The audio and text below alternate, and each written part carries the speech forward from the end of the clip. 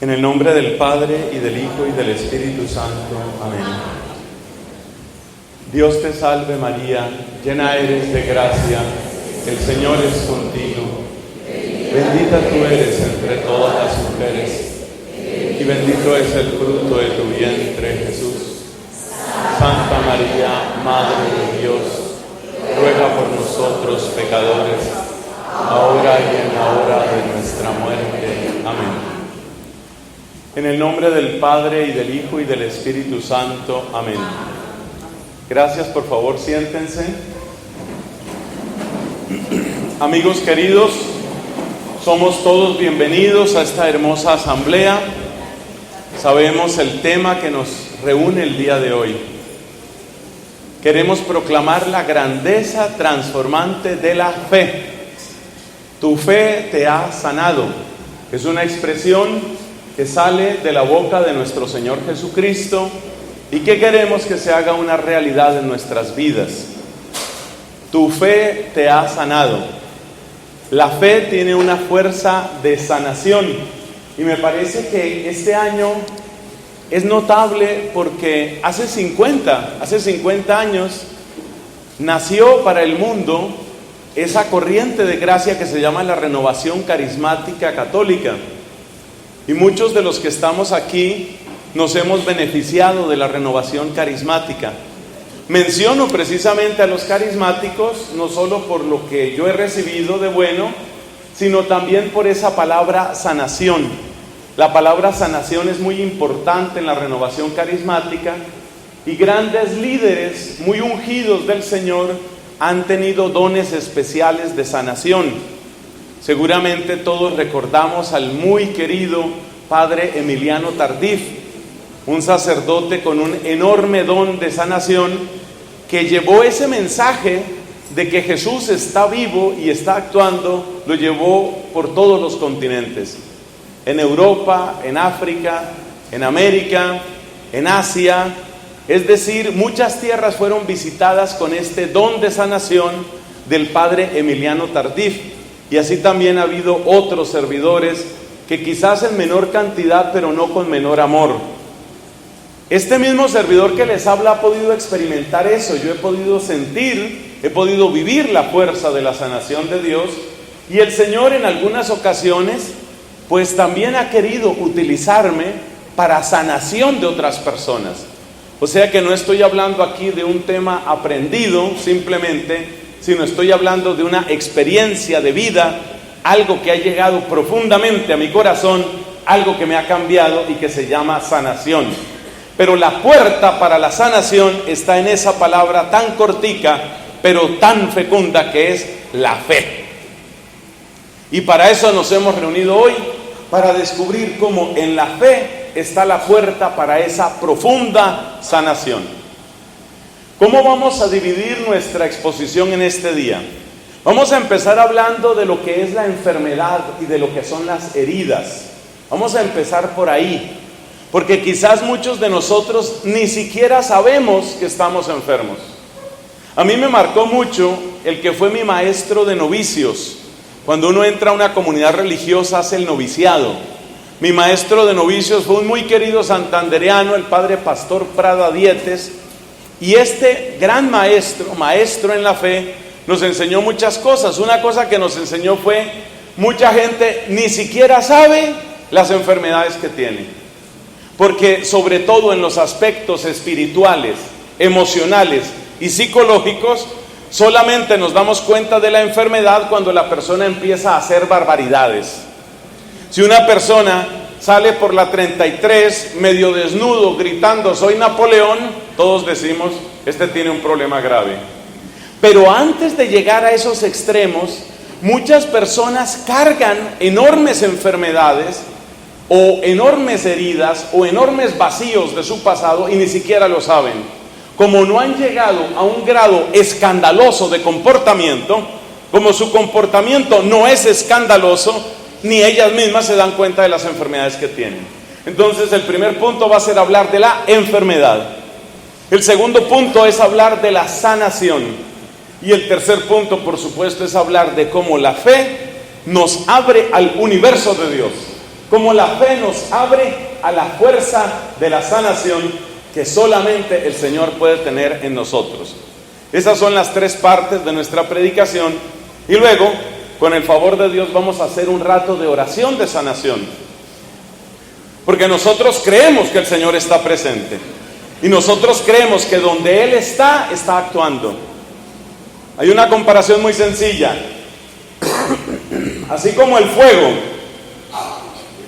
no puede estar sin calentar, la luz no puede estar sin iluminar, el viento no puede estar sin movimiento.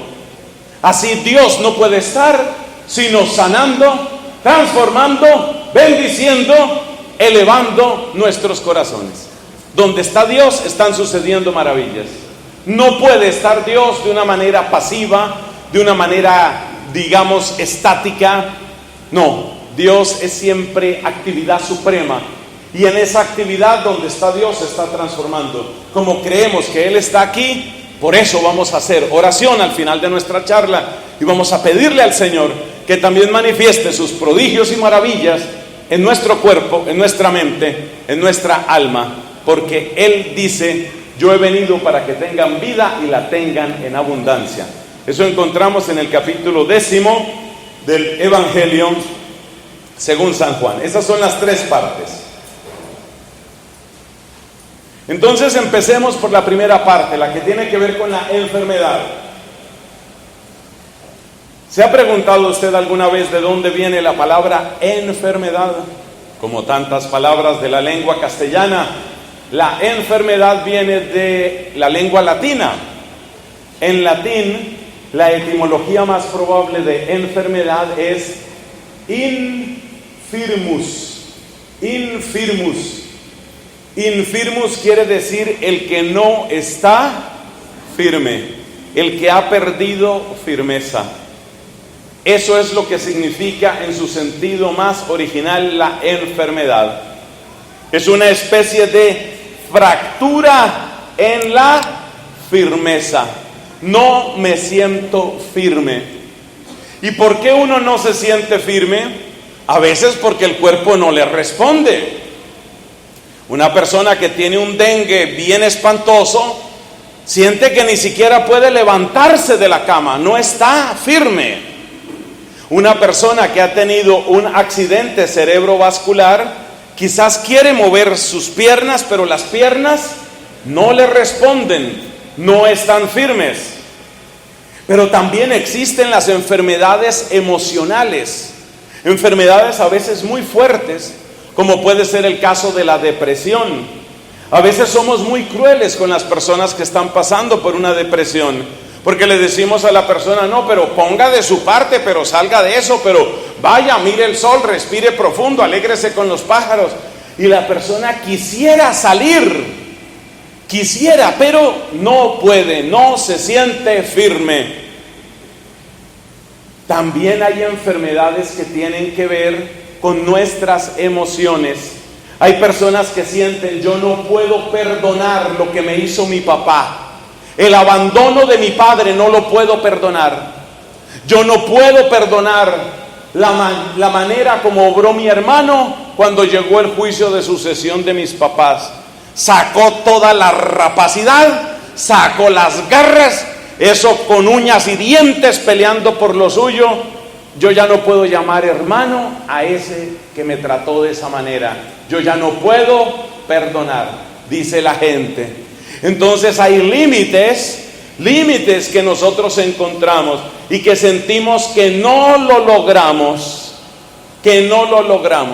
La enfermedad, podemos decir en su sentido general, es todo aquello que representa una fractura, que representa un vacío y que hace que la persona se estrelle con sus limitaciones más profundas. Esto no lo logro. Enfermedades físicas, enfermedades emocionales, enfermedades psíquicas, enfermedades espirituales. También existen enfermedades espirituales, porque así como hay una contaminación física, así también existe una contaminación espiritual. Bueno, ahí tenemos el concepto general de enfermedad. Enfermedad es no me siento, no me reconozco firme. Hay cosas que yo quisiera hacer, pero no logro. Hay cosas que yo quisiera poder, pero no puedo. No lo logro, no puedo con eso. En ese estrellarse con la propia limitación podemos decir que está la enfermedad en sus diversas expresiones. ¿Cuáles son las enfermedades de las que uno se da cuenta? Pasamos al siguiente punto dentro de la enfermedad. Acuérdese que esta predicación tiene 3 partes: enfermedad, sanación y fe. Estamos todavía dentro de la primera parte de la enfermedad. Y dentro de esa primera parte, hemos visto el 1.1. El 1.1 es que es enfermedad. Ahora pasamos al 1.2. El segundo puntico dentro de esta primera parte. ¿Qué vamos a decir en este segundo punto? Nos vamos a preguntar por qué hay enfermedades que uno sí conoce y por qué hay enfermedades que uno no conoce. Y esto nos pasa en todo. Nos pasa en lo físico, nos pasa en lo emocional, nos pasa en lo psíquico y nos pasa en lo espiritual. Siempre vamos a aludir a esas 4 áreas. Para quienes están tomando apuntes, que son siempre las personas que yo felicito, a los demás normalmente les hago mala cara. A los que están tomando sus apuntes, que yo los felicito. Por ejemplo, aquí esta señora, una señora que no ha empezado, pero ya va a empezar.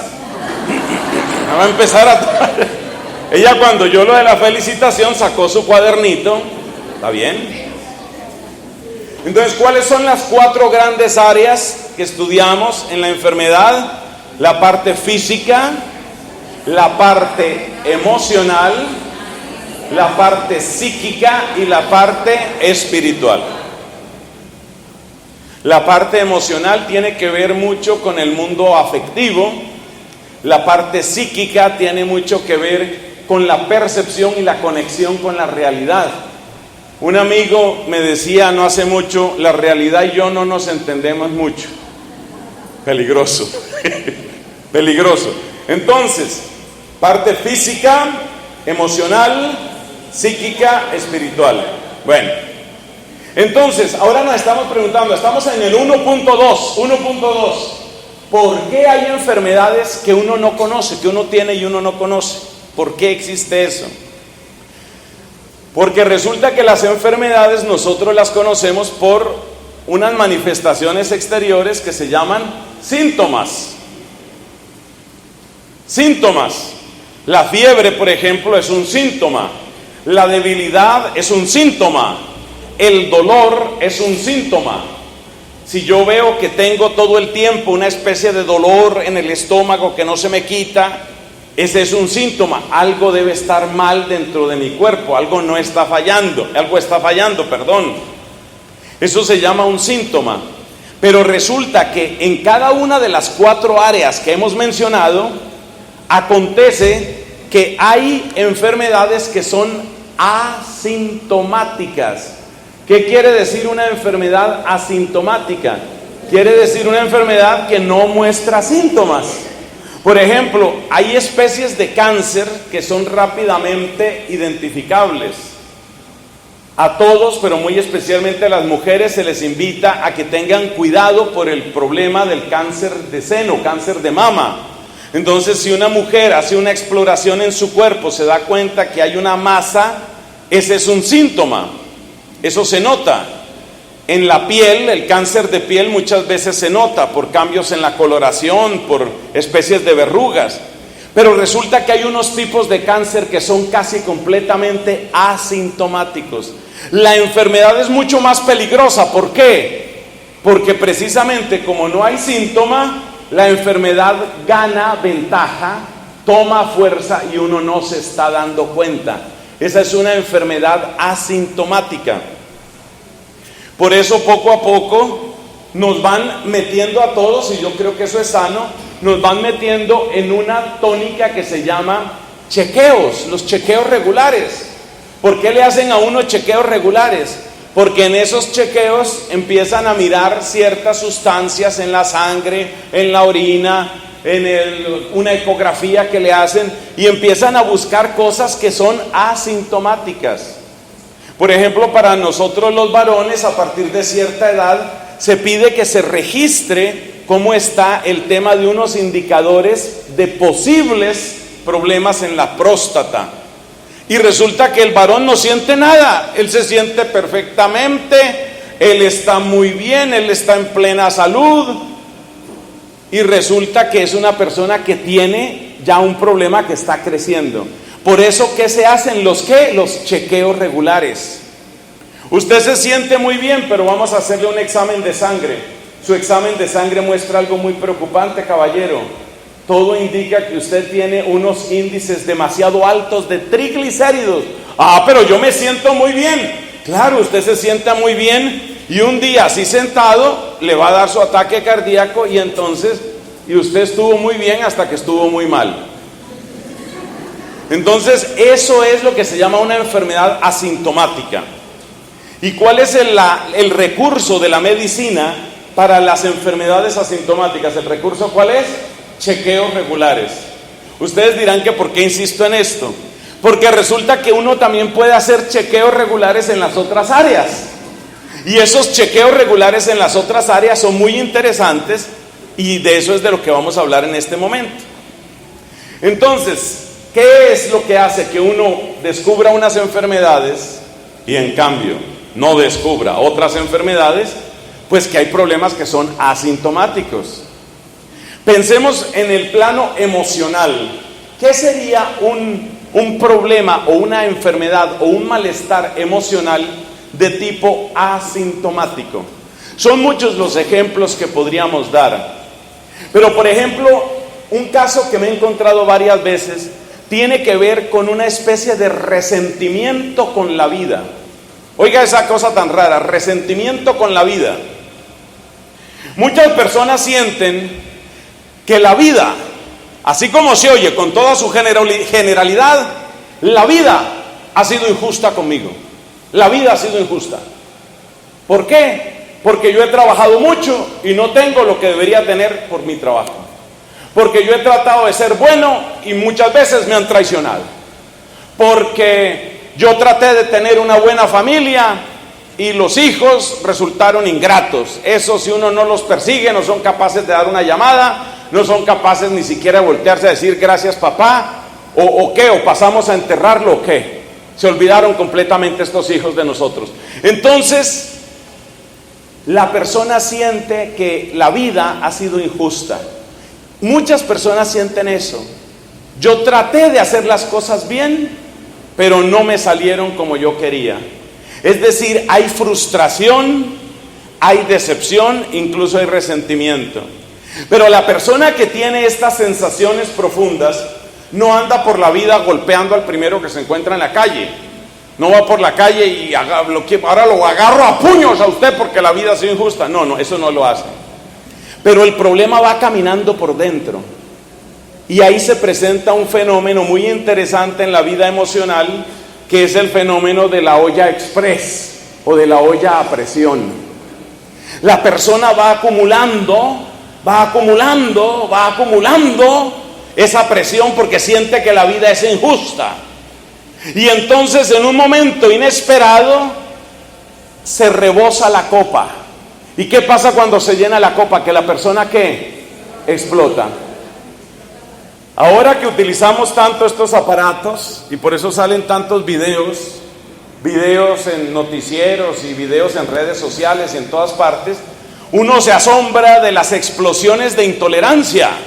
Hace unos pocos días estaba saliendo en la televisión nacional el caso de un conductor que la emprendió a palo contra los pasajeros, a palo, porque resulta que el hombre, no sé por qué razón, no paró en uno de los lugares, uno de los paraderos donde tenía que haberse detenido, no se detuvo, y los pasajeros le reclamaron. Entonces este señor se llenó de ira, y luego llegó a otro paradero, y entonces tampoco se detuvo, y claro, la gente se impacientó. El hombre detiene el vehículo, agarra un palo y empieza a pegarle al primero que encuentra ahí. Y entonces, ¿qué dice la gente?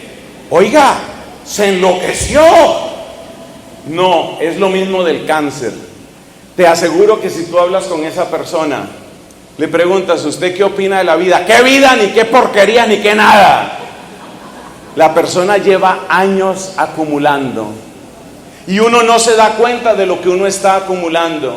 Uno no se da cuenta de la ira que tiene guardada. Uno no se da cuenta de la frustración que tiene guardada. Uno no se da cuenta de la tristeza que tiene guardada.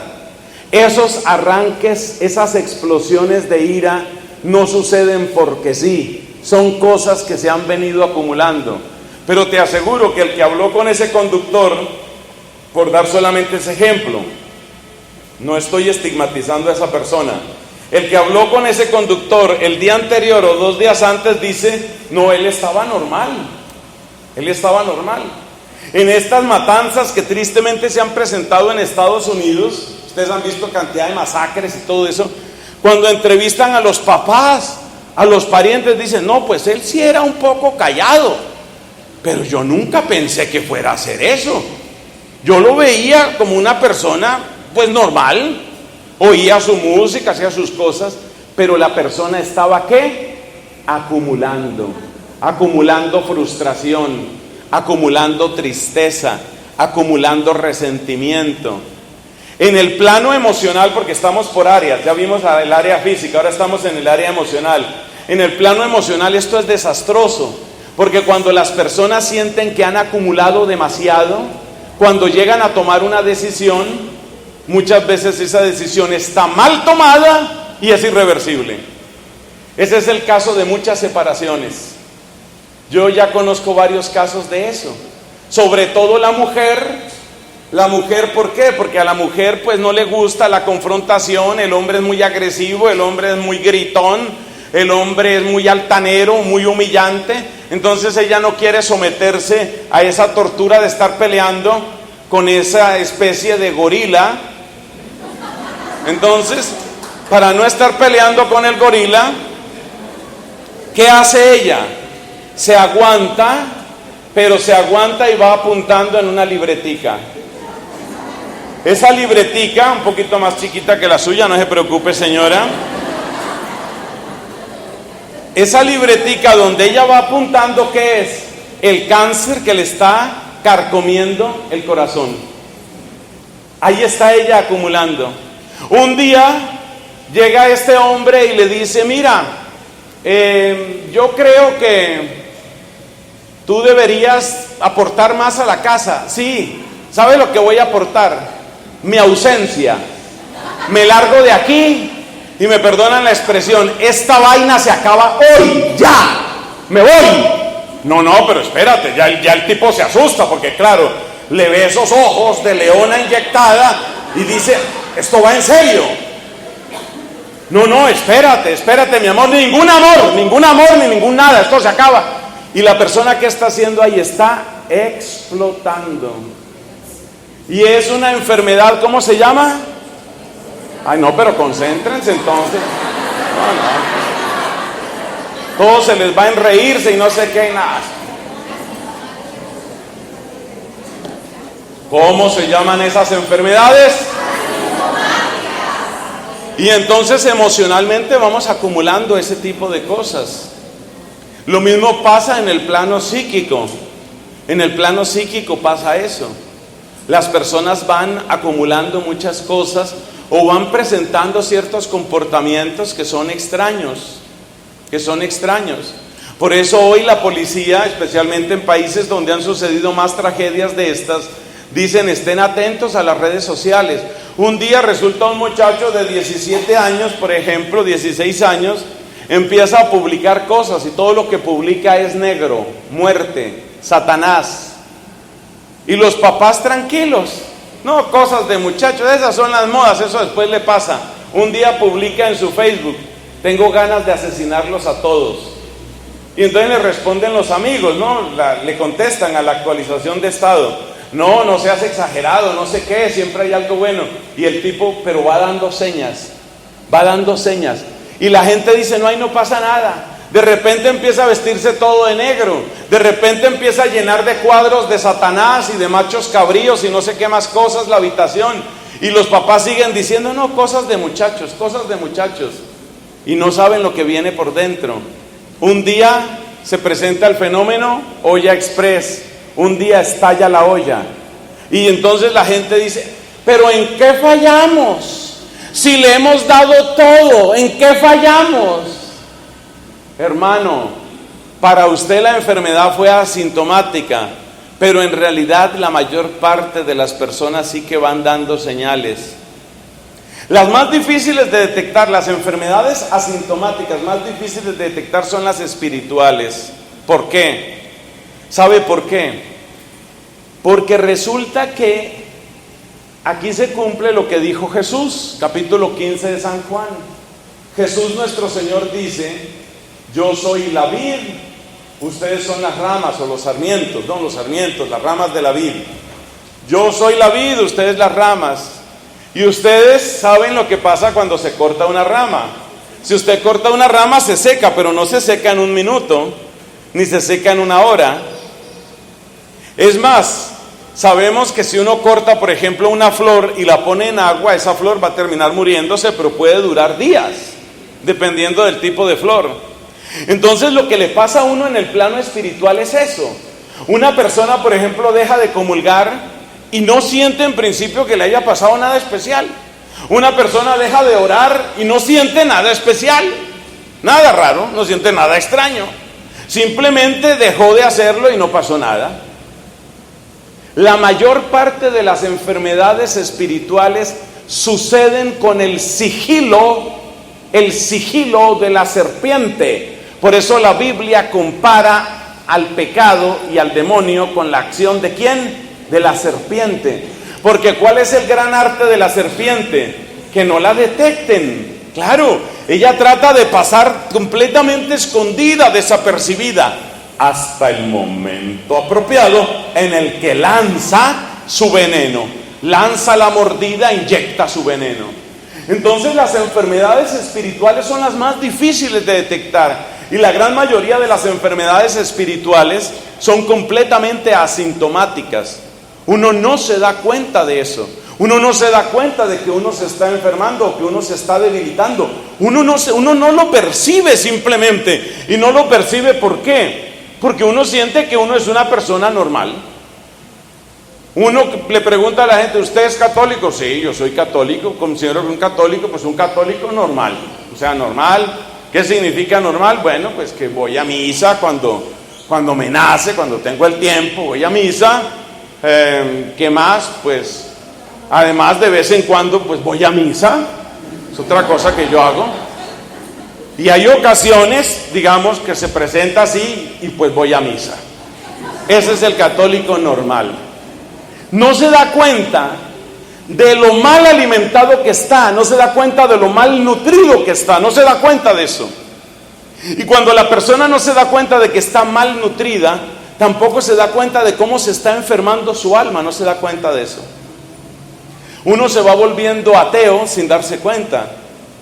Yo he leído las historias, así como me encantan y me emocionan las historias de los que se convierten a Dios o de los que vuelven a la iglesia católica.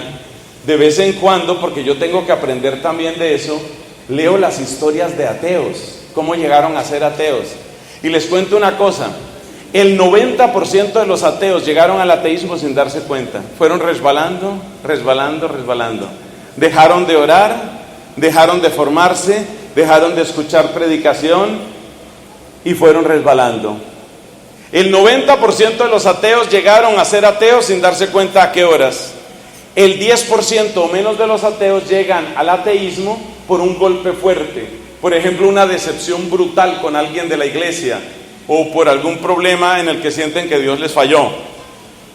Mi hijo se murió de cáncer, mi hijo tenía 9 años, era la luz de la casa, Dios, ¿por qué me quitó a mi hijo? Dios no existe. Ese tipo de traumas se dan en esta vida, pero los casos de gente que se aleja por un choque brutal son menos del 10%.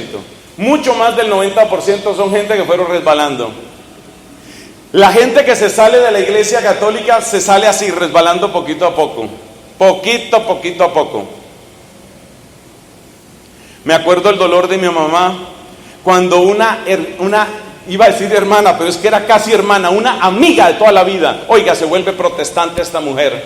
Mi mamá no podía creerlo. ¿Sabe cómo empezó ella? Oyendo predicadores protestantes por la radio. Ahí empezó. Ella empezó con que, ay, tan bonito que habla ese pastor, tan bonito. Entonces vamos a hablar a ese pastor que parece como un pastor alemán. Bueno, no era alemán propiamente, sí. Ahí sí no funcionó la comparación. Tan bonito que habla ese pastor. Y oiga. Y el esposo se extrañó con que ella estuviera oyendo predicadores protestantes. Y le decía, ¿y usted qué hace oyendo eso? Y ella decía, no, yo simplemente oigo el sermón cuando ya van a pedir el diezmo a pago. Eso era lo que ella decía. Pero ¿sabe qué? Día por día, gota a gota se va perdiendo la fe católica. Y uno no se da cuenta. Es que eso es lo grave de la enfermedad espiritual, que uno no se da cuenta. Y entonces un día, después de que ella llevaba meses oyendo predicadores protestantes, entonces vino el gran anuncio. Bueno, les tenemos una gran noticia a todos nuestros oyentes. Viene un gran predicador de los Estados Unidos de América. Ustedes saben que Estados Unidos nos ha inyectado el protestantismo porque les interesa también políticamente. Viene un gran predicador de los Estados Unidos de América, un hombre lleno de carisma y de fuerza. No se lo vayan a perder, por favor. En el estadio de Pepito Pérez, de la ciudad de no sé dónde, se va a presentar el gran predicador. Y claro, ella que llevaba años, prácticamente años oyendo, le entró lo mismo que le entró a Eva: curiosidad, y se fue allá. Y resulta que entraron allá, ya cuando entraron allá, entonces viene la gran oración con unción, el poder, los milagros. Donde están los milagros está Dios, las maravillas de Dios. Conclusión, estaba ella después haciendo fila para que la bautizaran. Se salió de la iglesia católica. ¿Cómo empezó todo? Por el oído. Romanos capítulo 10. La fe empieza por el oído. Por eso es muy peligroso estar oyendo predicación protestante, muy peligroso. Hay una comparación que mi mamá, precisamente por esta experiencia, mi mamá aprendió este ejemplo. Dios bendiga la memoria de mi madre, que ya falleció hace unos años. Mi mamá tenía unas cosas tan hermosas. Mire, por ejemplo, esto que ella decía con eso de oír la predicación de otros. Le decía, porque mi papá estaba empezando con la moda. Yo no sé, esa es una cosa que a veces les da a ciertos viejitos, les da a unas edades, empiezan a oír cosas que no son. Entonces mi papá empezó con su audífono a oír predicación protestante. ¿Sabe cómo mi mamá le corrigió la maña a mi papá? Mi mamá le dijo, ¿y tú qué pensarías? Le dijo mi mamá, que es muy bíblico esta comparación. ¿Y tú qué pensarías que yo empezara a recibirle cartitas de amor al vecino? Y yo te dijera, no, es únicamente para conocer cómo se expresa el afecto hoy. Yo no le voy a decir nada a él, yo no le voy a responder, pero le sigo recibiendo las carticas. Mi papá entendió el mensaje, santo remedio, se acabó la predicación protestante en la casa. Y con hijo sacerdote. Así es la cosa, con hijo sacerdote. Y mire a dónde iba a pasar. En este momento estaría mi papá, Dios nos libró, gracias a Dios, estaría abriendo su iglesia. Seguramente haría más plata que yo. Porque yo para la plata sí no, negado. Bueno, entonces estamos con el 1.2. Esta predicación tiene que fluir, hermanos. 1.2 es ¿por qué uno no se da cuenta de ciertas enfermedades? Porque son asintomáticas. Y las más asintomáticas de todas, ¿cuáles son? Las espirituales. Uno no se da cuenta cómo va resbalando. Pero yo le dije una cosa muy interesante. Cuando estábamos en las enfermedades asintomáticas, físicas, le dije que los médicos hoy utilizan una herramienta. ¿Los chequeos qué? Chequeos regulares o chequeos periódicos. Vamos a llamarlos chequeos periódicos. Entonces a todos nos dicen, usted tiene que hacerse su chequeo. Y entonces acostumbran a ver, a partir de cierta edad vamos a examinar cómo está el tema próstata en los varones. A ver, cómo está examen de citología que le hacen a las mujeres. A ver, cómo está la mamografía. ¿Ya usted se hizo su examen de mamografía, señora? No, pues realmente no, en mi familia eso nunca pasa. No, señora, se tiene que tener cuidado con eso. Eso se llaman chequeos periódicos. Los chequeos periódicos también se pueden aplicar a las otras enfermedades. Ese es el 1.3. Y con eso terminamos el primer punto. Los chequeos periódicos también se pueden aplicar a las otras áreas. Les repito las 4 áreas: física, emocional, psíquica y espiritual. ¿Cómo hacen los médicos para que las enfermedades no nos tomen por sorpresa? Nos hacen chequeos periódicos. Entonces, no, yo me siento, ¿usted cómo se siente? Le pregunta al doctor, ¿usted cómo se siente? Me siento perfectamente, me siento muy bien, muy bien. Pues quiero contarle que usted tiene un problema galopante de diabetes. No, ¿cómo va a ser? No, yo no puedo, no. Sí, señor, el chequeo muestra, usted tiene unos problemas muy serios de azúcar. Fíjese cómo está su situación de insulina. Entonces le hicieron un examen ¿de qué? Un examen periódico. Vamos a aplicar ese método a las otras áreas. ¿Cómo son los chequeos periódicos desde el punto de vista emocional? ¿Cómo son los chequeos periódicos desde el punto de vista psíquico? ¿Y cómo son los chequeos periódicos desde el punto de vista espiritual? Y con eso cerramos esa parte de la enfermedad, que es el punto 1. Aquí tratamos de ser organizados en la predicación. Estamos en el punto 1. Después nos vamos al punto 2, que es el punto de la sanación. Entonces estamos en el 1.3, chequeos periódicos en las distintas áreas. En la parte médica yo no entro. Yo no soy médico del cuerpo, trato de ser médico del alma. Yo no soy médico del cuerpo, simplemente les recomiendo, ¿cierto? Como un hermano más, les recomiendo, por favor, cuiden su salud. Háganse sus chequeos respectivos según su edad y condición. Pasemos a las áreas emocional, psíquica y espiritual. ¿Cómo puede hacerse un chequeo periódico desde el punto de vista emocional? Pues obviamente los chequeos periódicos, ¿en qué consisten? Consisten en tomar unas determinadas sustancias y analizarlas en el laboratorio. Entonces por eso es necesario que uno lleve las famosas muestras. Que no hay cosa más incómoda que llevar uno sus muestras por la calle.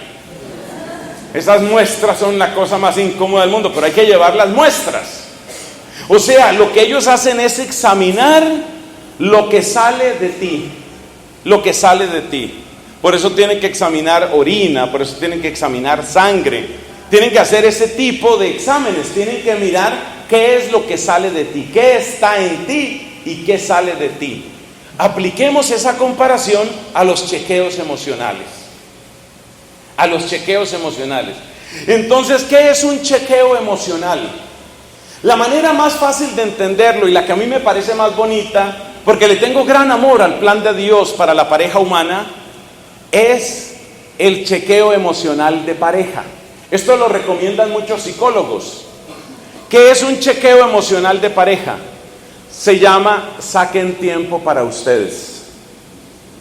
Un chequeo emocional de pareja es eso, saquen tiempo para ustedes.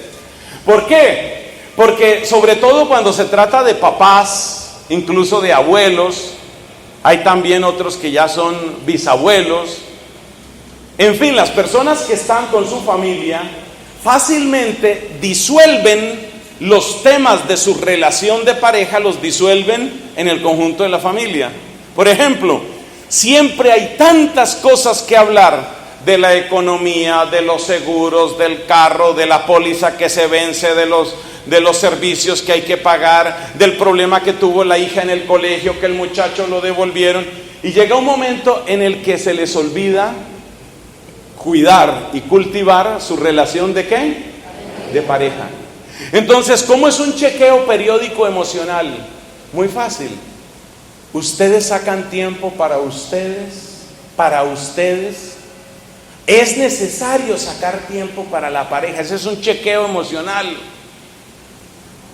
Yo considero, pero por favor estas cifras no las tomen como palabra de Dios. Yo considero que una vez a la semana, y en ningún caso no más distante de una vez al mes, la pareja debe tener horas que realmente compartan como pareja. Básicamente es un chequeo mutuo. ¿Cómo estás tú? ¿Cómo estoy yo? ¿Quién soy yo en tu vida? Oportunidad también para decirse palabras que solamente interesan a esa persona y que solamente se le puede decir a esa persona. ¿Por qué?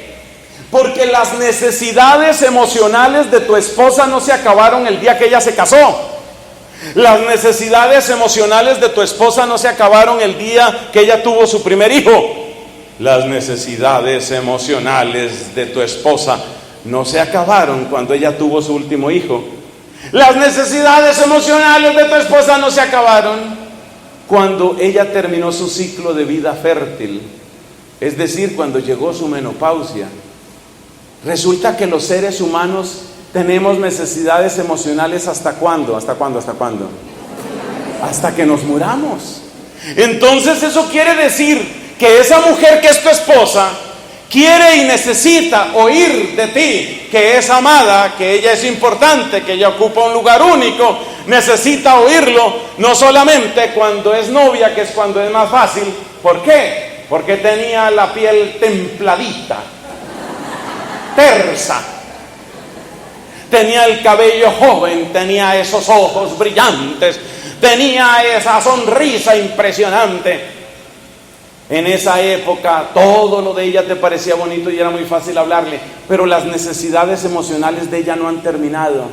Entonces, ¿qué pasa? Que si tú descuidas como esposo las necesidades emocionales de ella, ¿qué crees que le va a pasar a ella?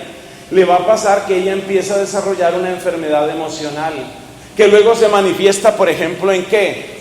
Deseos irreprimibles de tirarle un sartén a la cabeza al esposo. Entonces muchas mujeres se preguntan, ¿y yo por qué tengo estos deseos? Porque a veces cuando agarro este sartén, no sé, como que me tiembla la mano. Es una enfermedad emocional asintomática, que se ha desarrollado. ¿Por qué? Por descuido, hermano. Resulta que cuando ella era jovencita, entonces mi primor, mi hermosita, mi pimpollo, mi no sé cuántas cosas. Todo esto que he dicho de la mujer también tiene su contrapartida con respecto al hombre. Entonces, claro, ese hombre ya no es exactamente el hombre con el que usted se casó. Ya prácticamente, por lo menos por peso, ya pudiera sacar dos.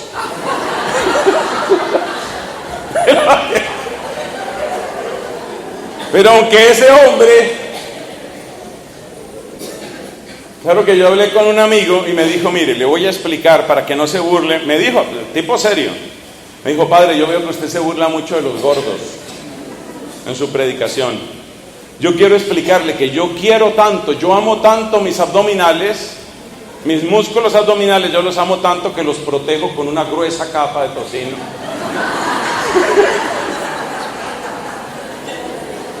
Bueno, ese esposo suyo necesita sentirse confirmado en el amor, en la lealtad, en la fidelidad, en la admiración. Otro día, si me vuelven a invitar, tenemos que hablar sobre ese proceso tan bello del enamoramiento. Es un proceso muy bonito y ese proceso lo diseñó Dios. El amor entre el hombre y la mujer es un invento de Dios. Por eso los que luchan, los que pelean contra la diferencia entre masculino y femenino, entre hombre y mujer, en el fondo están peleando contra Dios. Esa es una realidad. Bueno, en ese proceso, para el varón es muy importante sentirse admirado. Es muy importante, así como para la mujer es importante admirar. Entonces, los chequeos emocionales en la pareja, ¿qué son? Son esos espacios y esos tiempos que se dan para recuperar esa clase de comunicación. En esos chequeos periódicos emocionales la pareja se fortalece, la pareja se renueva. Para mí, este es un concepto mío recogido en casi 25 años de sacerdocio que Dios me ha regalado. El otro mes, si Dios permite, estaré cumpliendo 25 años de sacerdocio. Vamos a ver con qué se deja ver esta comunidad. Sigamos. Bueno, oye, en todo caso, en 25 años de sacerdocio que Dios me ha dado, mi recomendación para las parejas es: tengan un chequeo periódico emocional, por lo menos una vez cada 15 días, y más largo por lo menos una vez al año. Más largo es por lo menos un fin de semana que sea de ustedes. Esos son los chequeos emocionales. Y eso es muy importante, porque si no, aunque a usted le parezca extraño, hay personas que pueden tener 20, 30, 40 años de matrimonio y en un momento dado no saben con quién están casados. ¿Cómo así? Así como lo oye. Cuando esa persona que tienes al lado hace tanto tiempo no te dice nada agradable, nada que sea dirigido específicamente a ti, tú llegas a preguntar si realmente esa persona es única en tu vida y tú eres único en la vida de ella. Por favor, no sigan el ejemplo de aquellos alemanes, esos sí eran alemanes, Hans y Berta, que el día que se casaron, Hans le dijo a Berta: Ich liebe dich, lo cual se traduce por yo te amo. Yo te amo. Ich liebe dich, se dice en alemán. Entonces Hans le dijo a Berta: yo te amo. Y añadió: y si un día cambio de opinión, te lo haré saber. Y ya no le volvió a decir más nada. Conclusión, quiere decir que la sigue amando. No, así no funciona. Así no funciona la vida humana. Hay que oírlo, hay que decirlo. Cuiden, esos son los chequeos emocionales. Los chequeos emocionales en las amistades, ¿cuáles son? Por favor, no sean ustedes de esas personas a las que siempre toca estarlas buscando. Usted sabe que hay gente que parece que tuviera como la necesidad de que siempre la busquen. La ley básica de la amistad siempre es la reciprocidad. No sean ustedes de las personas que siempre tienen que buscarlas. De vez en cuando regálele una llamada a ese amigo, a esa amiga que hace tanto tiempo no escucha. Eso se llama chequeo emocional. Normalmente las mujeres son más cuidadosas que nosotros los varones en este tema de los chequeos emocionales en la amistad. Muchas mujeres llaman a eso desatrasar el cuaderno. Entonces voy a hablar con mi amiga Susana.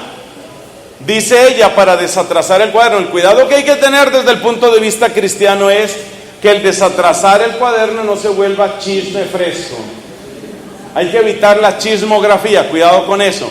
Pero el desatrasar el cuaderno es importante. El recuperar el contacto con las personas.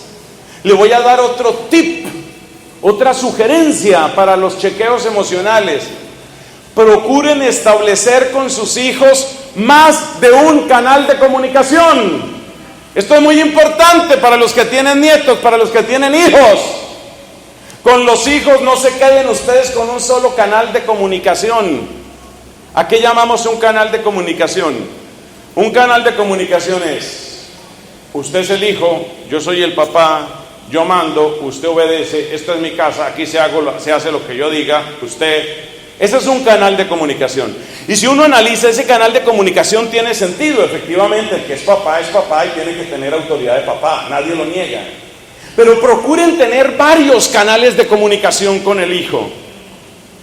Muchos papás, y con las hijas, o sea, hijos o hijas, muchos papás son muy inteligentes y han descubierto que, por ejemplo, entrar por el lado de las aficiones, de los hobbies, de los gustos de los hijos, es una manera de abrir otro canal de comunicación. Yo conocí una mamá, muy buena madre me pareció, que cultivaba, ella se dio cuenta que sus hijos tenían ciertos intereses en la música. Ella misma no, pero los hijos sí. Entonces ella empezó a cultivar con la hija, con las hijas, por lo menos con las hijas sé que lo hizo, esos canales de comunicación a través de la música.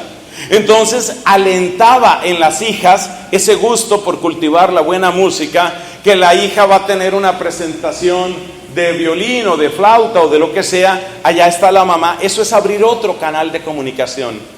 Te voy a dar este secreto que es muy importante para los chequeos emocionales. Cuantos más canales de comunicación tengas con los hijos, más continua, más estable y más suave es la relación con ellos. En cambio, los papás que intentan mantener solamente un canal de comunicación, es como si quisieran tener de las riendas a los hijos. Y eso termina exasperando a los muchachos. Termina exasperando. ¿Por qué? Porque cuando llegan a la adolescencia llega un momento en el que ellos tienen que construir su propia personalidad y entonces les fastidia casi de manera instintiva, les fastidian las riendas. No quieren riendas, lo que quieren es algo distinto, lo que quieren es encontrar otro modo de relación, ¿te das cuenta? Entonces con los hijos es muy importante tener varios canales de comunicación. Es importante quizás uno por el lado del deporte, otro por el lado del estudio, otro por el lado de los amigos. Intenten cultivar distintos canales. La palabra clave es comunicación. Papás, óiganme bien, no se resignen ustedes a perder la comunicación con los hijos. Perder la comunicación, así ellos no quieran, hay que buscar por una parte y otra. A veces hay que empujar un poco las cosas. A veces hay que hacerle ver al hijo, por ejemplo, con palabras como estas: hijo, tal vez te suene extraño lo que te voy a decir, pero es que yo no quiero vivir con un extraño. Yo no quiero vivir con un extraño, por eso necesito también conversar contigo. Venga, hijo, vamos, nos tomamos un café o nos tomamos una cerveza. Venga, hija, salimos, vamos a un cine, luego conversamos. Yo necesito sentir que vivo con una persona a la que yo conozco y que me conoce. Una manera muy hermosa de abrir canales de comunicación con los hijos es empezar también ustedes a contar sus propias cosas. Es muy mala idea ser papás cerrados, sellados, herméticos, de los cuales los hijos no saben nada. Como lo hemos comentado en otras oportunidades, amigos queridos, es muy necesario, pero muy necesario, que los hijos conozcan también de los sueños de ustedes, de las cosas que ustedes han vivido, de las preocupaciones que han tenido, de los fracasos que les han sucedido. No tengan miedo de abrir esos canales de comunicación. Me da mucho pesar constatar que hay papás que le tienen más confianza a sus amigos que a la gente de la familia. Eso no está bien, de verdad que eso no está bien. Es importante que los hijos de ustedes sepan las historias de ustedes, las anécdotas de ustedes, las cosas chistosas de ustedes. Mire, esos son los recuerdos más grandes, los tesoros más grandes. Y esto vale para los varones y para las niñas. Ustedes no se pueden imaginar lo que significa para una jovencita sentir: mi primer soporte, mi primer amor, mi primer amigo es mi papá. Eso es de una fuerza impresionante. Y eso prepara a esa hija para que sepa valorarse y para que no se venda barata. Perdónenme que hable en ese lenguaje, para que no se venda barata. Entonces es muy importante, esos son chequeos emocionales. Nos toca ser muy breves en lo que sigue. ¿Cómo son los chequeos desde el punto de vista psíquico? ¿Cómo se conoce la estabilidad psíquica de una persona? No estoy hablando aquí de casos extremos en donde seguramente se necesitará ayuda profesional. ¿Cómo se conocen las dificultades psíquicas? Hay algo que no falla, y eso también lo aprendí de mi maestro de novicios. Hay algo que no falla. Escuche usted a su hijo hablar sobre la situación actual, la realidad actual.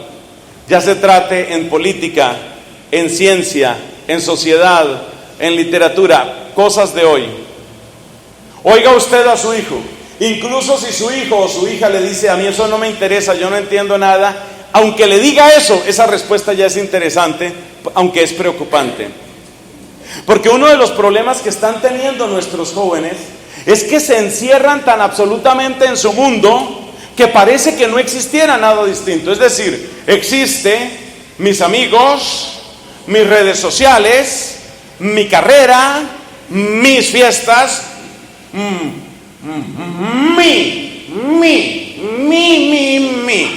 No, eso no puede ser. Y le cuento una cosa, eso trae daños psíquicos.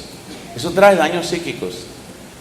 Les comenté lo que decía el amigo mío, que espero que lo haya dicho en chiste. Es que la realidad y yo no nos entendemos muy bien.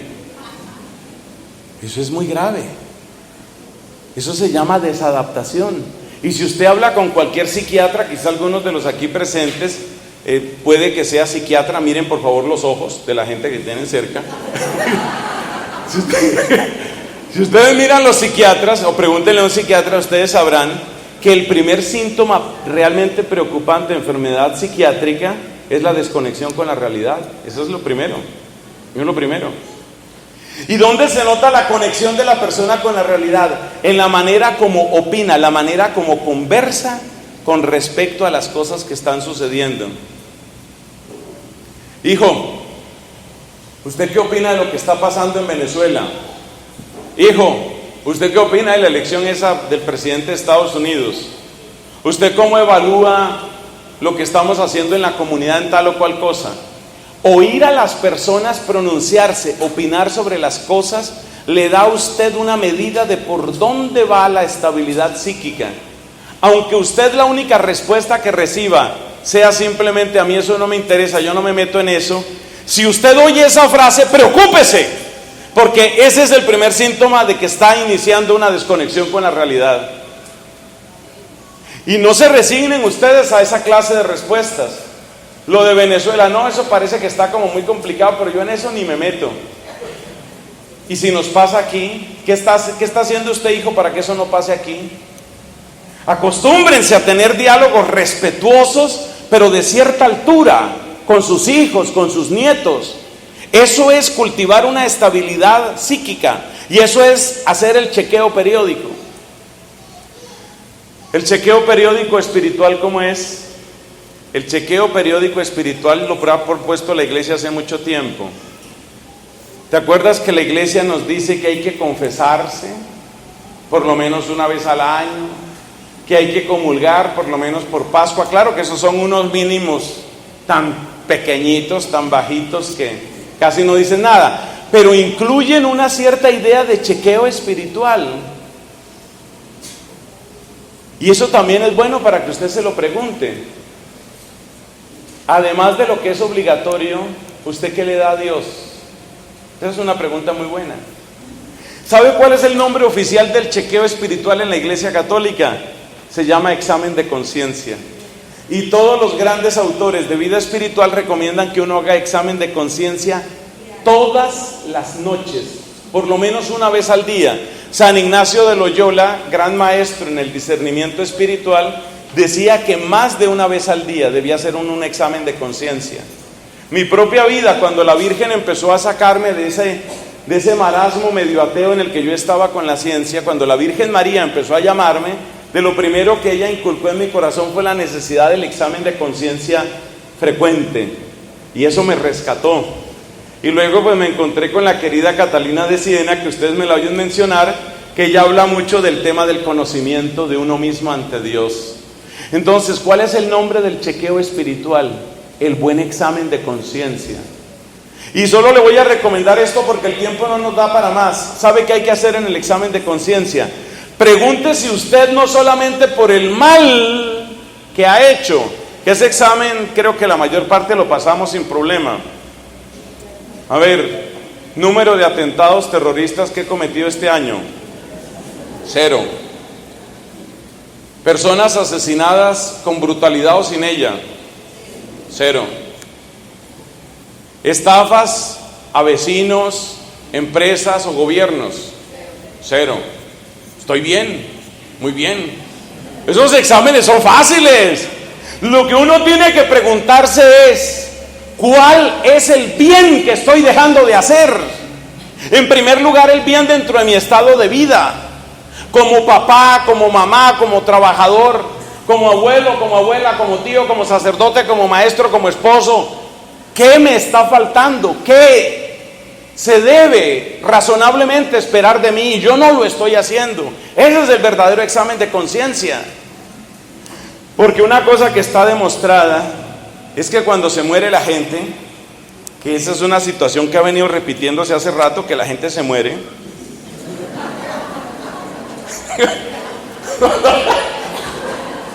Cuando se muere la gente, en las funerarias lloran. Ya. El motivo principal, dicho por psicólogos, el motivo principal del llanto, ¿cuál es? Lo que dejé de hacer. Lo que dejé de hacer. Ay, esta esposa mía, ¿cuánta falta me vas a hacer? Y yo que ya no le decía. qué bonita que amaneciste hoy. Ay, Dios mío, ¿cómo se me olvidó? Entonces fíjese que a uno lo que más le duele es lo que dejó de hacer. Entonces el chequeo espiritual, ¿cuál es? ¿Qué me falta? ¿Qué me falta? ¿Qué estoy haciendo? ¿En qué estoy mejorando? ¿En qué me estoy descuidando? No cabe duda de que después del examen de conciencia, el mejor despertador lo encontramos en Hechos de los Apóstoles capítulo 2. La predicación. La predicación. Difícilmente va uno a un retiro espiritual, difícilmente va uno a una asamblea de estas sin que se le quede por lo menos una idea que uno dice, pilas con esto. Eso es bueno, eso es muy bueno, porque eso le está despertando a usted. Entonces los dos chequeos claves, ¿cuáles son? El examen de conciencia personal y la pertenencia a una comunidad. Porque uno sin comunidad, uno empieza a examinarse atentados terroristas, 0. Personas violadas, 0, clarísimo. Asesinatos, ninguno. Secuestrados que tengo en el sótano de la casa, 0. Esos exámenes son fáciles, son fáciles. Usted no necesita exámenes fáciles, usted necesita saber en qué está realmente. Hemos terminado, casi no acabamos el primer punto. Entonces hemos visto qué es una enfermedad, hemos visto el problema de las enfermedades asintomáticas y hemos visto el tema de los chequeos periódicos. Bueno, vamos a hablar de sanación. ¿Qué hace Dios cuando nos sana? Se lo voy a describir con un lenguaje muy próximo al Papa Francisco. ¿Qué es lo que hace Dios cuando nos sana? Lo que Dios hace es sacarnos de nuestro centro, número 1, y número 2, venir a reinar en nosotros. O sea que toda sanación, y esta definición me parece muy bella, es un acto de descentramiento y es un acto de entronización. Eso yo sé que suena muy espiritual al principio, pero téngame paciencia y ya le explico un poco mejor. Descentramiento y entronización. Descentramiento, ¿por qué? Porque en el fondo decíamos que la enfermedad, ¿qué es lo que trae la enfermedad? La enfermedad lo que trae es la certeza de que yo no soy tan firme, ¿no? No soy tan firme como yo creía que era, no soy tan firme. Y cuando yo descubro que no soy tan firme, la invitación que me está haciendo el Señor es a que yo ponga mi centro no en mí, sino en Él. Entonces, ¿qué es tener fe? Y yo creo que vamos a hablar de esta manera y así unimos la parte 2 y la parte 3 con la fe, porque el tiempo no va a dar mucho más. ¿Qué es tener fe? Tener fe es poner mi centro fuera de mí, en aquel que verdaderamente me ama. Dice la primera carta de San Juan, en esto consiste el amor, no en que nosotros hayamos amado a Dios, sino en que Él nos amó primero. Entonces, ¿en qué consiste el descentramiento? Consiste en que yo salgo de mí, de mis fuerzas, de mi firmeza, y me voy a mi infirmeza. ¿Cómo se llama la infirmeza? La enfermedad. La sanación es la peregrinación a la infirmeza. Es decir, es el acto por el cual yo salgo de aquello en lo que yo me siento firme y deposito mi centro, escojo mi centro, celebro mi centro únicamente en aquel que es el que más me ha amado. Eso es lo que significa la fe. Eso es centrarse en el Señor. Y eso es absolutamente maravilloso. Porque recordemos lo que dice Jesús en el capítulo 19 de San Mateo. Hablando de la salvación, dice: para los hombres es imposible, pero Dios ¿qué? Dios todo lo puede. Dios todo lo puede. Mateo capítulo 19. De modo tal que la sanación empieza siendo ¿qué? un descentramiento. Yo salgo de mi centro. Bueno, ¿y a qué llamamos el centro aquí? Llamamos aquí centro aquello donde tú te sientes fuerte, donde tú te sientes en control, donde tú sientes que puedes poner tu fachada. Cada uno de nosotros se siente fuerte en algo o en muchas cosas. Por ejemplo, una persona que es bonita, hay gente que es bonita, o sea, uno no debe ser envidioso. ¿Sí? Como decía un tío mío, seamos honestos, ya que las circunstancias lo permiten. Hay gente que es bonita. La persona que es bonita tiende a apoyarse en lo que se siente fuerte. Sabe que impacta, sabe que su belleza impacta. La persona que tiene dinero sabe que su dinero tiene un impacto en la sociedad, en el grupo, en la familia. La persona que tiene estudios, la persona que es inteligente, entonces se apoya en su inteligencia. La persona que tiene capacidad de grito, berrido o alarido, ¿sí?, se impone a través de eso. Entonces hay personas que tienen una capacidad de grito que son bastante fuertes, ¿sí? Ascienden 85, 90 decibeles sin problema. Todavía no ha empezado a impulsarse y ya llega a los 90 decibeles. Para orientación suya, una turbina de avión son 120 decibeles. Entonces uno se encuentra con algunos tipos, también hay tipas, que rondan los 85, 90 decibeles. Muy respetables. 95 decibeles. Entonces quiere imponerse. ¿Cómo es como uno quiere imponerse? Cuando uno tiene una voz así, uno quiere imponerse a gritos, o con la fuerza, o con la plata, o con la inteligencia. Aquí, ¿quién es el estudiado? Usted. Entonces,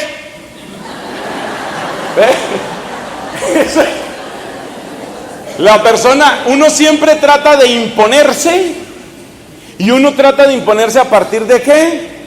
De la fuerza que uno tiene. Cuando hablamos de fuerza no hablamos de agresividad.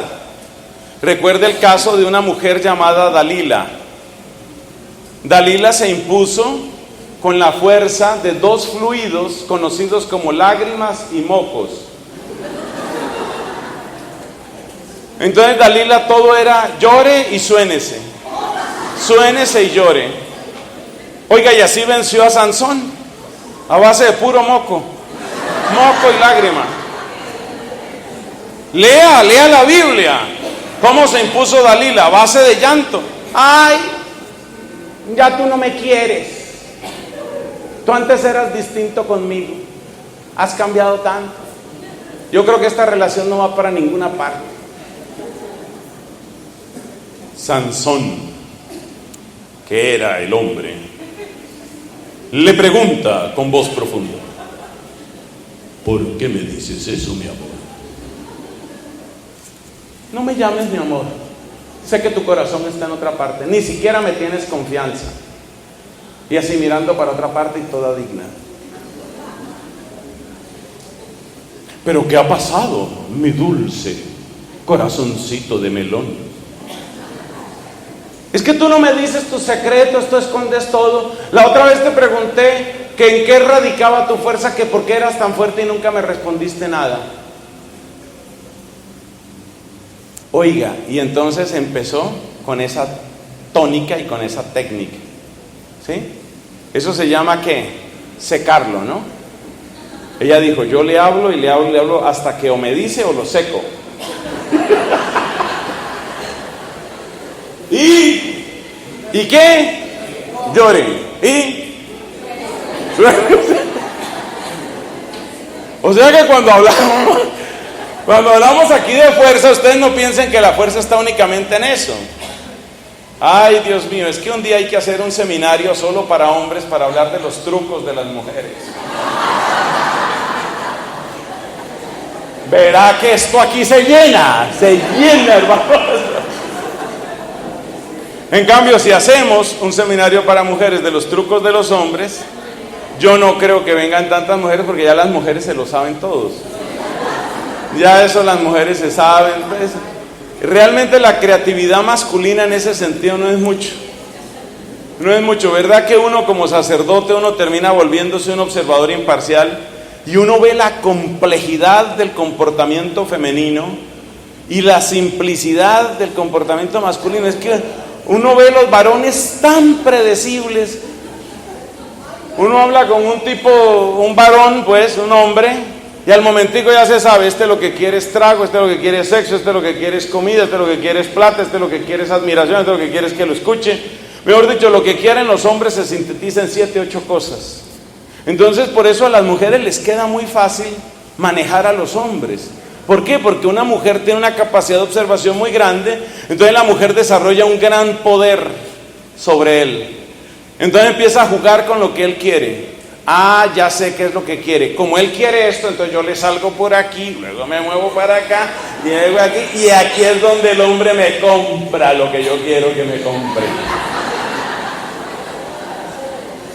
Y el tipo, ahí va, como corderito.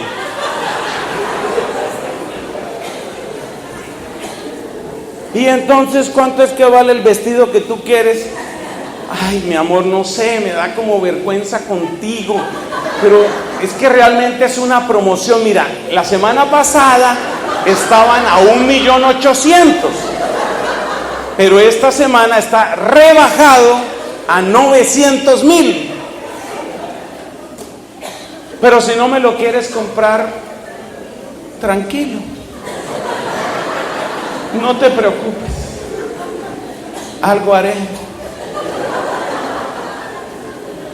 Todos los recursos, ay Dios mío, esos los recursos. Entonces hablaré con Eugenia que me preste el suyo. ¿Cuál Eugenia? La esposa de Roberto, que como él sí gana bien,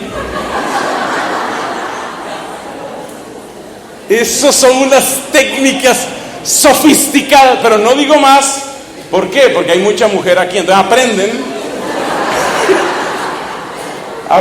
y después lo practican. Volvamos a la sanación, mejor volvamos a la sanación. Mire lo que pasa con la sanación. Todos somos fuertes en algo, así sea en llorar y moquear.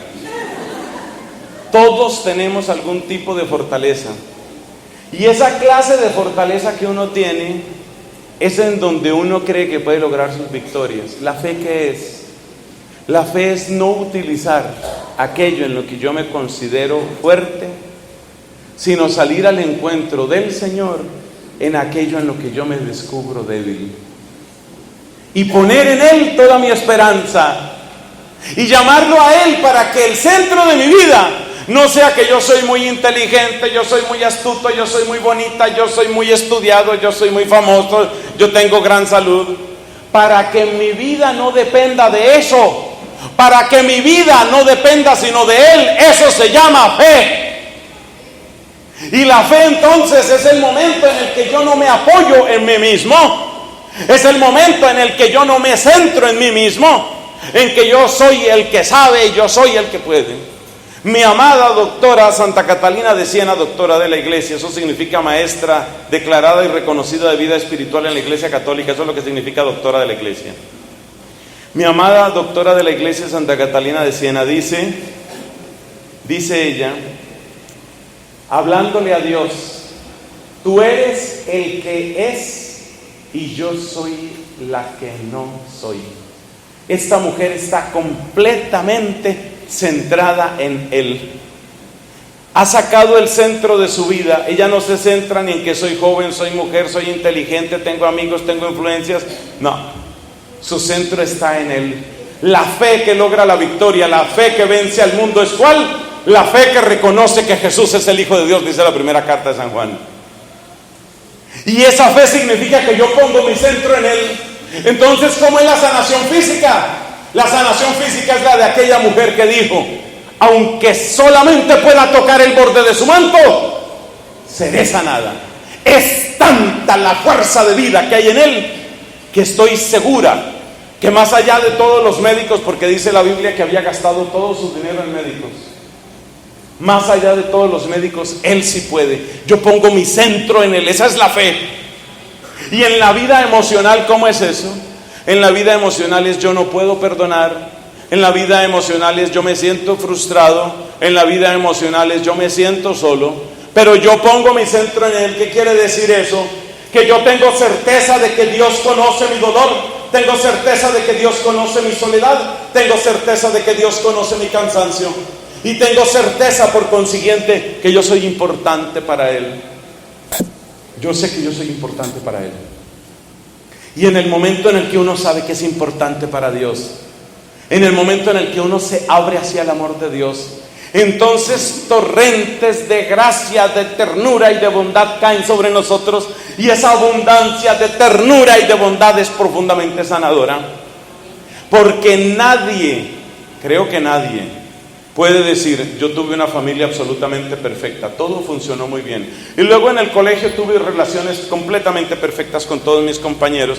Y luego cuando tuve una novia o cuando tuve un novio, todo funcionó absolutamente perfecto. Y mis hijos nunca me han dado problemas. Esas vidas no existen. Todos tenemos vacíos, todos tenemos heridas, todos tenemos dificultades, todos tenemos frustraciones. Todos hemos sido raspados. La vida nos ha raspado, nos ha sacado sangre. Entonces es necesario aprender a ponernos delante de Dios para decirle: el centro vas a ser tú. Y la grandeza de los santos es esa. Y por eso Dios utiliza con tanta fuerza a los santos, porque ellos no se concentran en sí mismos, porque ellos no están pensando en si yo puedo o si no puedo, si yo merezco o si no merezco. El importante no soy yo, el importante es Él. Y eso es centrarse en Él, y esa es la fe. Y esa es la fe que sana, y esa es la fe que transforma. Y esa es la fe que cambia completamente la vida espiritual. Dos anotaciones finales. Primera, téngase presente que ni ustedes ni yo tenemos ninguna autoridad para imponerle un camino a Dios. O sea que Dios me puede sanar a través de una oración, o Dios me puede sanar a través de un médico, o Dios me puede sanar en la soledad de mi habitación, o Dios me puede sanar en un consultorio. Yo no soy nadie para imponerle a Dios un camino de sanación. Porque hay personas que quieren imponerle a Dios un camino de sanación. No, yo en esas oracioncitas y en esa bulla carismática y tanto bailoteo, yo en eso no creo. ¿Y qué tal que Dios vaya a utilizar eso para sanarte? Acuérdese lo que le pasó a un hombre llamado Naamán. Él era ejército del rey sirio y tenía una lepra. Y entonces el gran profeta Eliseo le dijo a Naamán: vete a lavar 7 veces al río Jordán. Y entonces dijo él: yo que me voy a lavar a ese río, ríos mejores tengo allá en mi país, ¿qué hago yo lavándome en ese río? Pero fueron sus colaboradores los que le invitaron a la humildad y le dijeron: hágale caso al profeta, hágale caso. Y se lavó y quedó sano. Entonces no le impongas a Dios caminos. Dios te puede sanar en una oración carismática con fuerza, donde se invoca el nombre del Señor, donde se cree en Dios y María, donde se cree en los sacramentos y donde se ama al Papa y donde somos fieles a la iglesia. Dios te puede sanar ahí. Entonces esa es la primera. O te puede sanar también por otro camino. Y ese otro camino en un momento dado puede ser un médico. Dios también utiliza a los médicos.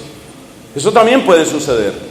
Entonces no le vamos a imponer caminos a Dios ni en un sentido ni en otro sentido. Y segundo, no convirtamos a la salud misma en una especie de ídolo. Porque hay personas que en su afán de curarse, como sea, terminan hasta prostituyendo y traicionando su fe. Yo conocí el caso de una familia muy católica que, afanados por una enfermedad que tenía el papá, terminaron metidos en asuntos de espiritismo con José Gregorio Hernández y estas invocaciones. Cuidado con eso, por favor. La sanación es un don precioso, la sanación es un regalo de Dios, pero la sanación no es algo que nosotros debemos idolatrar. Solo Dios es Dios. Y también a través de la enfermedad el Señor nos puede llevar por caminos que son caminos suyos. Al fin y al cabo Él dijo: el que no tome su cruz cada día y me siga no puede ser discípulo mío. Y a veces esa cruz incluye el camino de la enfermedad. O sea que por favor no caigamos en el llamado evangelio de la prosperidad que es tan querido para los protestantes, incluyendo en Bucaramanga, Santander, Colombia. No caigamos en ese evangelio de la prosperidad que es algo así como que Dios te quiere sano y tú tienes que estar sano y sano. Y ya la persona tiene 94 años de edad, Dios te quiere sano. 108 años de edad, Dios te quiere sano. Ya el hombre se balancea un poco, pero Dios lo quiere sano. No, la enfermedad también puede entrar en el plan de Dios. O sea, no idolatremos la salud, no idolatremos la sanidad. Hemos terminado nuestra reflexión. Hemos tenido que unir los puntos 2 y 3. Pero lo esencial, ¿qué es? Que la sanación parte de un corazón que se abre a Dios y lo pone en el centro. Yo pongo mi confianza en Él, en Él. Yo no tengo el centro en mí, ni en lo que yo sé, ni en lo que yo parezco, ni en lo que yo he logrado, ni en lo virtuoso que yo he sido, ni nada de eso. Mi centro está solamente en Él, solamente en Él. Gloria al Padre, al Hijo y al Espíritu Santo.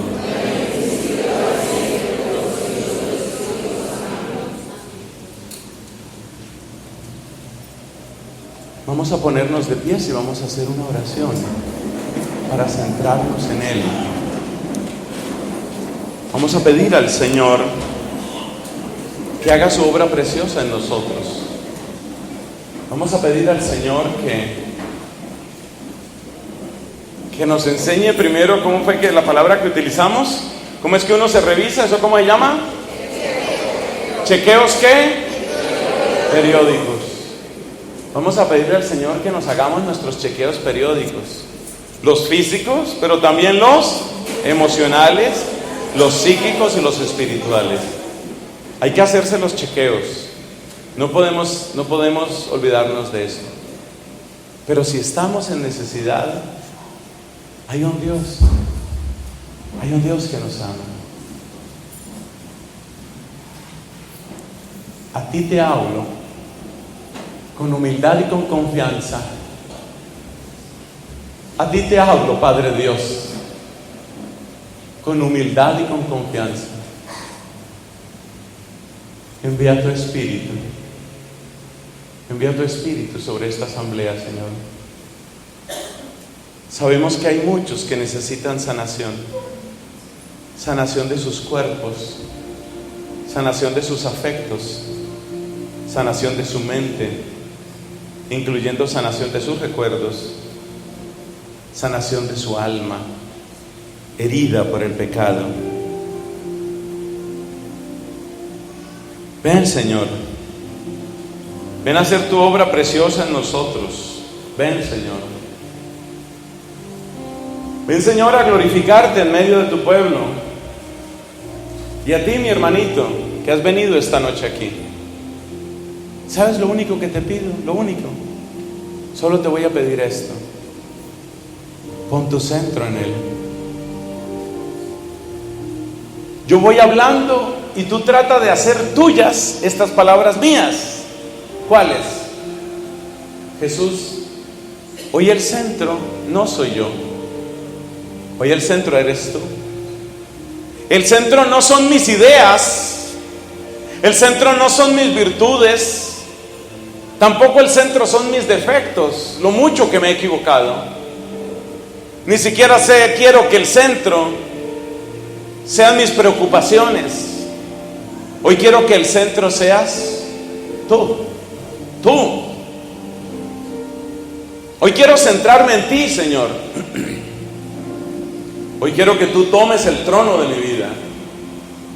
Hoy quiero que tú te sientes en el lugar donde siempre has de estar, donde quiero que reines durante toda mi vida y por toda la eternidad.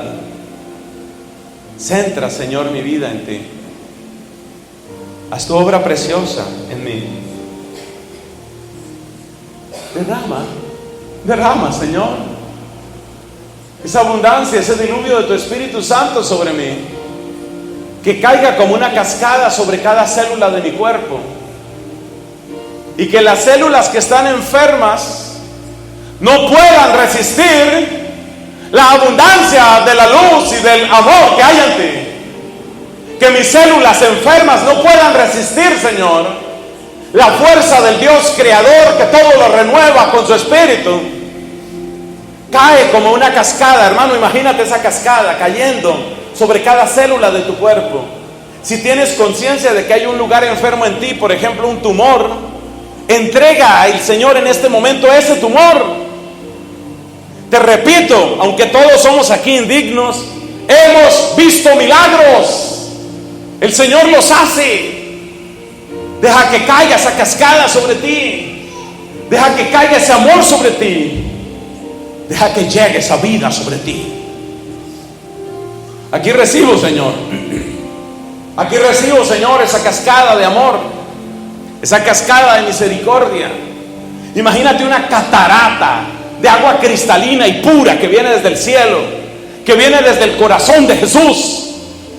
Sangre y agua salieron de Él. Sangre que declara su perdón para ti. Agua que declara que hace todas las cosas nuevas en tu vida. Deja que caiga esa cascada sobre ti. Deja que esa cascada te renueve, que renueve cada célula, cada tejido de tu cuerpo. Y te repito, si tienes conciencia de que hay algo dentro de ti que está enfermo, si tienes conciencia de que estás enfermo, pídele al Señor que dirija especialmente esa agua de vida sobre ese tumor, sobre ese dolor, sobre esa neuralgia, sobre esa deficiencia hepática, sobre ese problema en tu páncreas, sobre esa válvula que no funciona en tu corazón. Pídele al Señor que la cascada de su amor recorra las venas, las arterias de tu cuerpo. Yo también lo pido.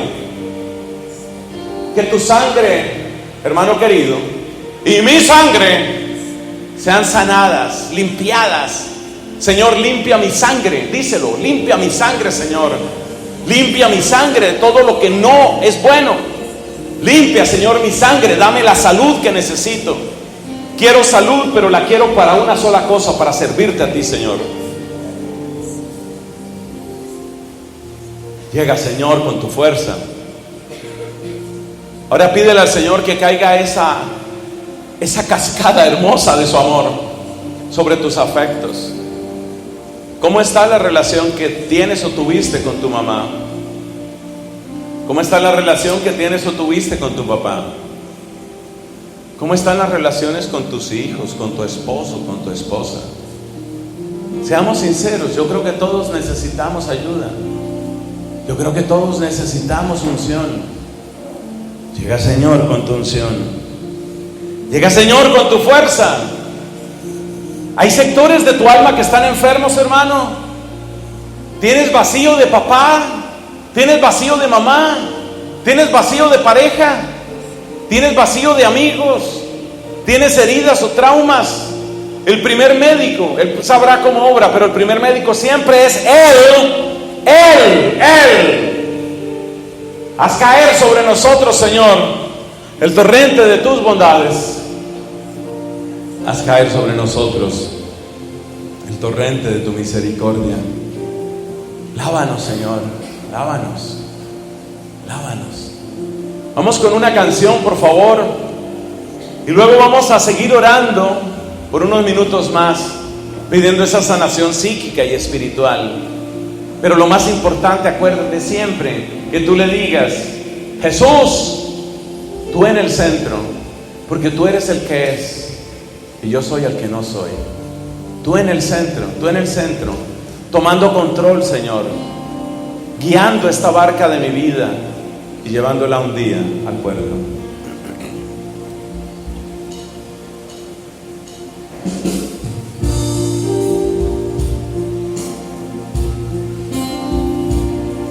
Mi sanador,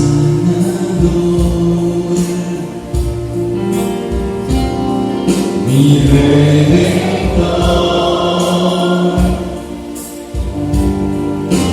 toda mi vida pongo en tus manos, Señor. Mi sanador,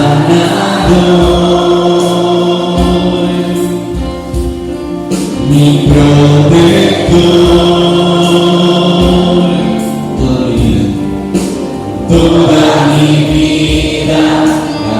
pongo en tus manos, Señor. Sé que me ayudas, sé que me ayudarás y me levantarás. Y me levantarás. Sé que conmigo estás, sé que conmigo estás, sé que en tu presencia me voy a sanar. Sé que me ayudarás, sé que me ayudarás y me levantarás. Y me levantarás. Sé que conmigo estás, sé que conmigo estás, sé que en tu presencia me voy a sanar. No hay nada imposible, no hay nada imposible, si todo es posible. No hay nada imposible, no hay nada imposible, no hay nada imposible, si todo es posible. No hay nada imposible, no hay nada imposible, no hay nada imposible, si todo es posible. Levanta tus manos y más fuerte. No hay nada imposible, no hay nada imposible, si todo es posible. Jesús, no hay nada imposible, no hay nada imposible, si todo es posible. Para ti, para ti. No hay nada imposible, si todo es posible.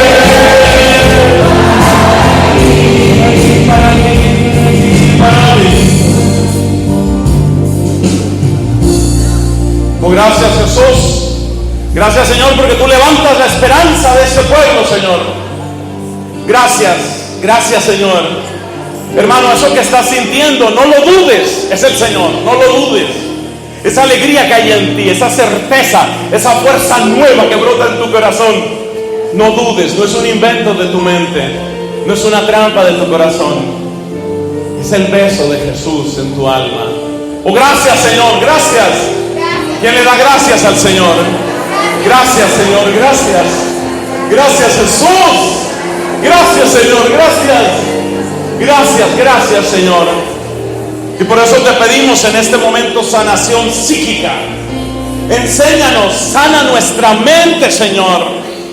Tú nos dices, purificados por la renovación de vuestra mente. Romanos capítulo 12. Purificados por la renovación de vuestra mente. Cambiad vuestra manera de pensar para cambiar vuestra manera de sentir, la manera de vivir. Sana nuestra mente, Señor. Enséñanos a ver las cosas cada vez más como tú las ves. Enséñanos a descubrirte en todas las cosas. Enséñanos, Señor, a venerar tu santísima voluntad. Enséñanos a acoger tu plan de amor. Enséñanos a vivir como la Santísima Virgen, con ese perpetuo fiat.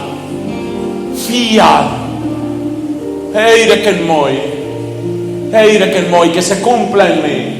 Fiat mihi secundum verbum tuum, que se cumpla en mí.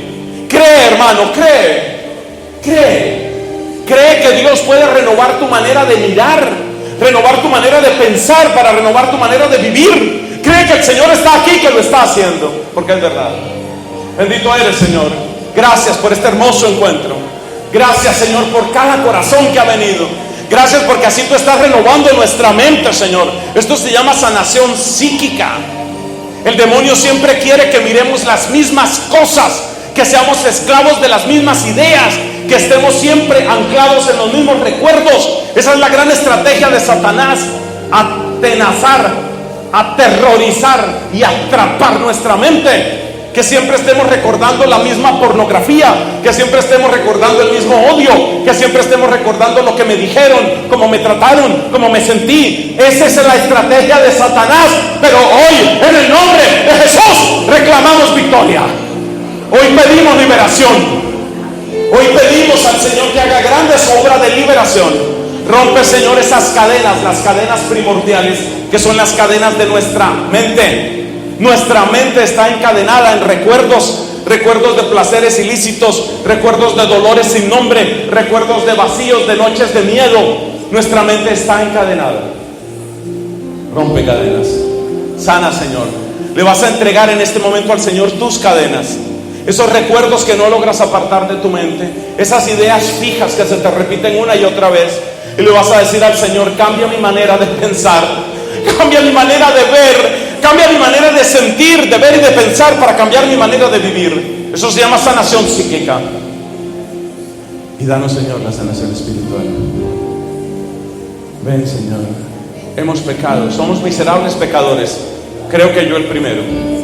Somos miserables pecadores.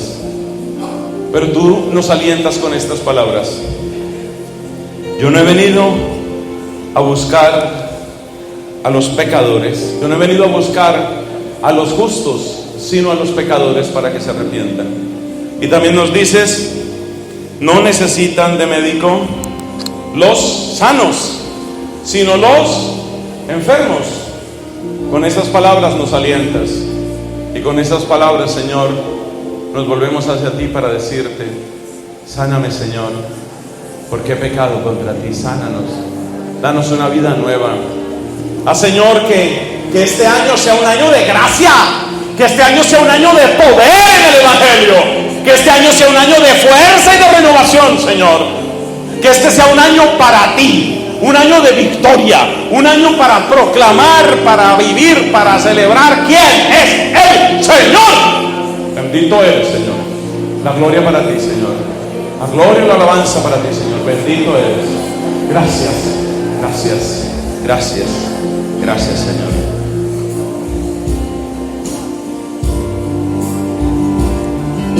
Sé que me ayudarás y me levantarás.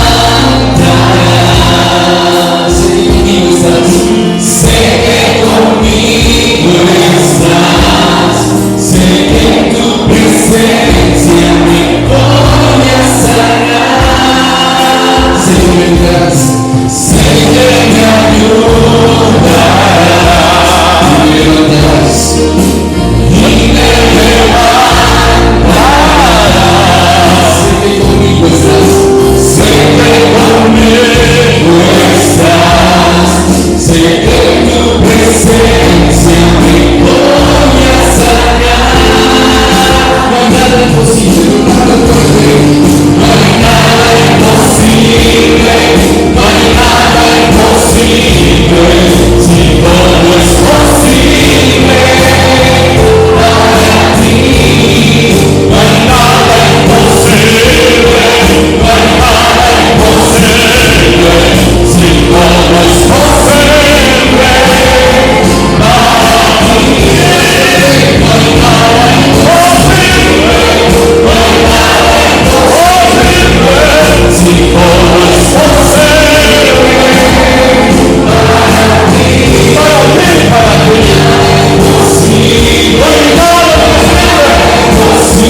Para ti, no hay nada imposible, no hay nada imposible, todo es posible para todo es posible para ti.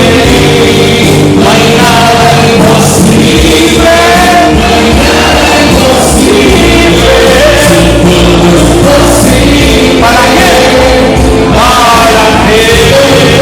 No hay nada imposible, no hay nada imposible, si todo es posible